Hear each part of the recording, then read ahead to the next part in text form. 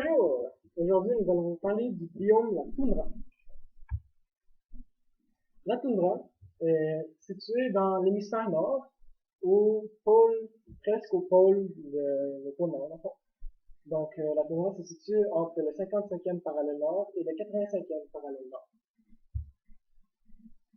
La température, évidemment, il fait froid. Donc, la température hivernale moyenne de ce biome est de moins 34 degrés Celsius. La température estivale de la toundra se situe en moyenne entre 3 à 12 degrés Celsius. Les précipitations. Dans la toundra, c'est un biome où les précipitations sont vraiment faibles. Ces précipitations sont rares et en moyenne sont au-dessous de 60 cm par an. Donc, durant la période estivale, la couche active qui comporte la neige et les couches de sol qui sont situées au-dessus du pergélisol fondent et alimentent un vaste réseau de lacs et de rivières, et le ruisseau qui permet à la création d'un milieu habitable.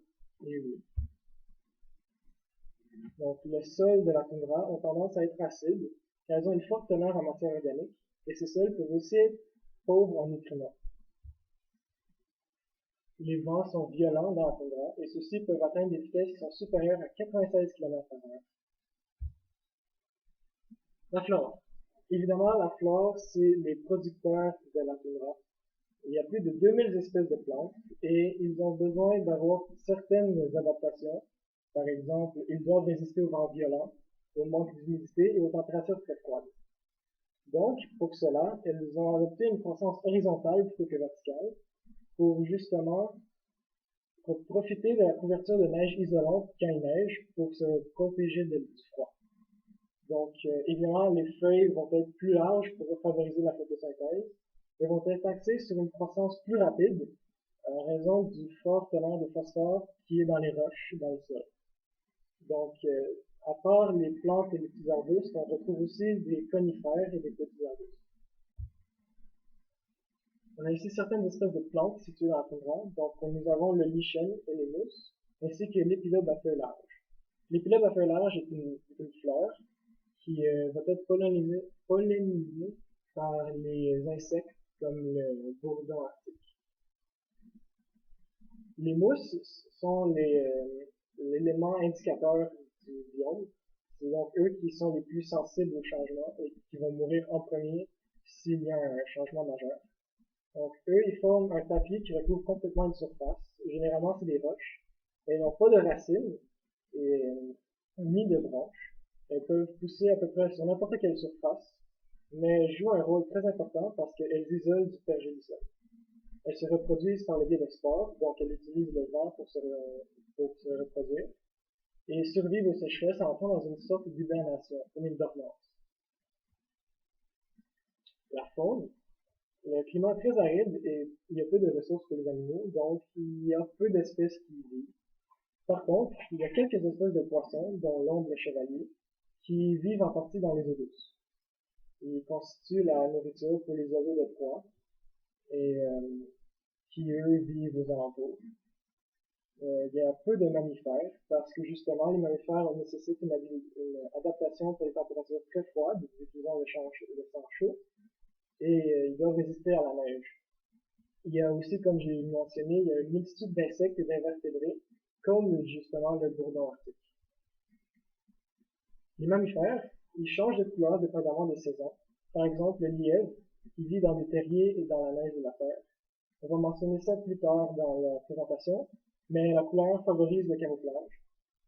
Donc, les lièvres sont majoritairement herbivores. Ils mangent des arbustes, du lichen ou de la mousse l'hiver. Par contre, l'été, la végétation change, donc ils vont manger plutôt des bourgeons, des baies, des feuilles. Les prédateurs, c'est les renards arctiques. Et il y a quelques autres mammifères, tels que les ours polaires, qui sont présents seulement quand il fait très froid. On retrouve aussi des lemmings, des petites souris, ainsi que des bœufs et des... Bonjour.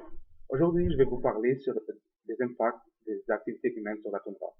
La toundra est normalement couverte de petits arbustes, d'herbes et de lichens, mais avec l'effet de serre à cause des activités humaines, les températures dans la toundra ont augmenté. Alors, avec le changement climatique et les températures élevées, les plantes les plantes plus grandes ont commencé à se répandre dans tout droit, qui est normalement couvert d'herbes lichens et arbustes. Et avec l'augmentation du nombre des plantes et leur épaisseur, la région s'assombrit et devient de plus en plus chaude et de plus en plus sombre, ce qui aide à l'augmentation plus de la température de la toundra. Normalement, la température augmente de 1 degré Celsius chaque 10 ans dans la toundra, ce qui est un taux très élevé et qui impacte grandement le climat. Maintenant, je vais vous parler de quelques adaptations de quelques animaux, comme l'ours polaire. Lui qui vit dans la toundra, il semble avoir un manteau blanc, mais leurs poils sont translucides et clairs. Mais la peau de l'ours polaire est de couleur noire, ce qui leur permet d'absorber et conserver le chaud dans les températures trop froides.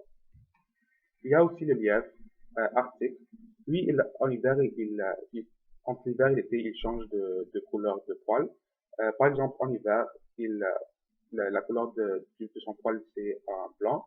Et quand l'été vient, ça devient brun ou gris.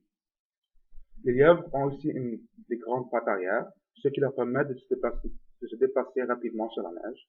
Ils ont aussi de grandes griffes pour qu'ils puissent creuser en dessous de la neige pour trouver de la nourriture. On peut parler aussi des végétaux. Les végétaux ont des adaptations spéciales. Par exemple, elles grandissent jusqu'à une hauteur spéciale pour garder leur chaleur. Ils grandissent aussi les unes à côté des autres pour conserver de l'énergie. Aussi, on croira qu'il n'y aura pas de beaucoup de plantes dans la toundra, mais il est prouvé qu'il y a plus de 2000 genres de plantes qui vivent là-bas. Pour survivre, elles sont capables de faire la photosynthèse sur une grande couche de glace pour que quand l'été vient, elles puissent grandir très vite. Merci.